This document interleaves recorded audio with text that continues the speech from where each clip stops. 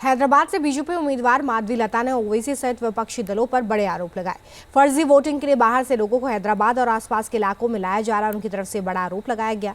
माधवी लता का आरोप है कि लालच देकर दूसरे दल वोटिंग में फर्जीवाड़े की साजिश रच रहे हैं। इसके सबूत उन्होंने न्यूज नेशन के कैमरे के सामने भी पेश किए। चुनाव आयोग से दोषियों पर कड़ी कार्रवाई की मांग भी की।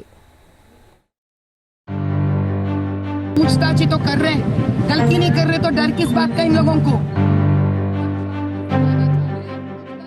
लोकसभा चुनाव में हैदराबाद से असदुद्दीन ओवैसी के खिलाफ बीजेपी ने माधवी लता को चुनावी मैदान में उतारा है। इन दिनों जमकर चुनाव प्रचार में जुटी माधवी लता ने कांग्रेस और पीआरएस पर कई गंभीर आरोप लगाए हैं, लेकिन उनके निशाने पर हैं एआईएमआईएम के मुखिया असदुद्दीन ओवैसी। न्यूज नेशन से बात करते हुए माधवी लता ने दावा किया कि हैदराबाद में फर्जी वोटर्स को बाहर से लाकर मतदान के दौरान बड़े फर्जीवाड़े की साजिश रची जा रही है। कैमरे के सामने उन्होंने इसके सबूत पेश किए और चुनाव आयोग से इस मामले में सख्त कार्रवाई की मांग की। DMR 48888491 वो टाइप करते ही आपके सामने ऐसा कुछ आएगा। ये देखिए, ये कहता है कि शेख सिकंदर जो 55 उम्र का है, उनका रिलेटिव का नाम है शेख अमीदुद्दीन, जो तेलंगाना से है। उनका डिस्ट्रिक्ट हैदराबाद है। एक उनको चंद्रायन गुट्टा में है, देखिए वोट, एक याकुतपुरा में है। देखिए, वाह क्या बढ़िया है बात।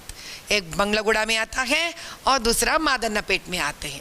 अब भगवान ही जाने ये शेख साहब एक ही नाम एक ही सूरत लेकर दो दो जगह पे कैसे सर्वांतर्यामी बन रहे हो। तो एक ही दिन वहां पे भी वोट डालेंगे, एक ही दिन यहाँ पे भी वोट डालेंगे। ये देखिए, माधवी लता ने आरोप लगाया कि फर्जी वोटिंग करने वालों को तेलंगाना सरकार का भरपूर समर्थन मिला हुआ है। साथ ही पीआरएस और एआईएमआईएम भी इन्हीं फर्जी वोटरों के दम पर चुनाव जीतने की साजिश रच रही है।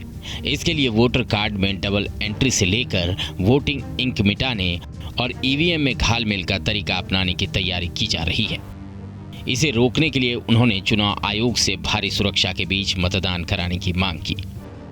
अब बताइए, पुलिस वहां पे रहने से मेरे कैंडिडेचर का सही वोट दिलवाने के लिए मुझे सुरक्षा कहाँ है, न्याय कहाँ होगा, इंसाफ कहाँ होगा। मेरे सारे वोटर्स वहां आकर वोट डालने के लिए उनको न्याय चाहिए। इतना बड़ा प्रूफ मैंने पर्दाफाश कर दिया देश के सामने। अभी मैं पूछती हूँ, मुझे न्याय कैसा मिलेगा? मुझे वहाँ पर पुलिस नहीं चाहिए, मुझे वहाँ पे सीआरपीएफ चाहिए।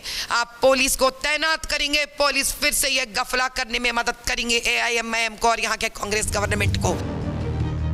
माधवी लता ने आरोप लगाया कि दूसरे दल फर्जी वोटरों को लालच देकर अपने पक्ष में मतदान करने की साजिश रच रहे हैं। साथ ही बोगस वोटर्स को गलत तरीके से सुविधाएं देकर उन्हें बरगलाया जा रहा है। इस तरह के फर्जीवाड़े को रोकने और साफ सुथरे चुनाव के लिए उन्होंने लोगों से मुद्दों पर समर्थन की मांग की। आंख खोल लीजिए, आपके लिए जो भी लेके आना चाह रहे मोदी भाई, ये लेके आने नहीं दे रहे। ट्रिपल तलाक को उन लोग एक बार भी अपने तरफ सही है नहीं समझा। वो लोग एक बार भी यूसीसी को लेके आना चाहिए, यानी कि यूनिफॉर्म सिविल कोड। इसका मतलब है पसमंदा औरत हो, कोई भी मुसलमान औरत हो, मैके में लड़कों के बराबरी का हक दिलवाने का काम, उसको भी वो लोग नकार दिए, बोले नहीं चाहिए हम लोगों को। और तीसरी 33.3% रिजर्वेशन औरतों को दिलाना चाहे, उसमें भी वो टांग अड़ा दिए। और एएमआईएम के साहबजादे असदुद्दीन जी निकल के चले जाते, कहकर ये नहीं चाहिए हम लोगों को।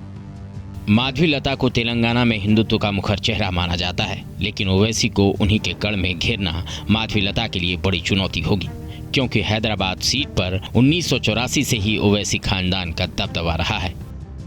Team news nation.